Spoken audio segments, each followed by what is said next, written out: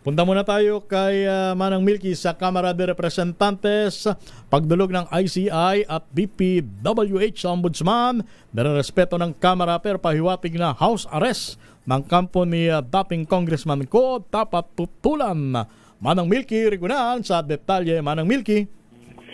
Romel at Sister El, iginagalang ng Kamarang Hakbang ng Independent Commission for Infrastructure at Department of Public Works and Highways na dumulog sa Office of the Ombudsman para magsampa na ng kaso sa flood control projects.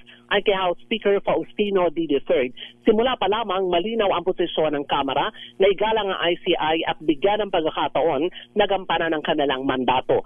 Sabi ni D, ito ang dahilan kaya sinuspindi ng House Infocom ang investigasyon para bigyang daan ng hearing ng ICI. Muling inulit ni D ang apela kay Resign Ako Bicol Party List Representative Elizalde Co na sumuko na at harapin ang mga alegasyon laban sa kanya.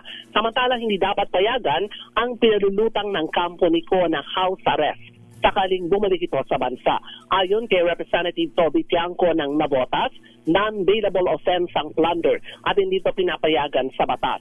Daksyon ni Tiangco sa pahiwatig ng abogado ni Ko na si Attorney Roy Rundain na dapat hilingin nila ang house arrest o piyansa sakaling bumalik ng Pilipinas ang dating kongresista. Katwiran ni Tiangco, kapag barya ang ninakaw ng ordinaryong tao, diretso agad sa kulungan. Pero kapag bilyong-bilyong piso ang pinag-uusapan, biglang magre-request ng house arrest.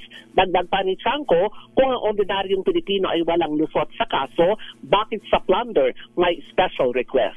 Ako si Milky Rigunan nagunat para sa DCRH, una sa Pilipinas, una sa Pilipino. Maraming salamat, RH 12, Milky Rigunan.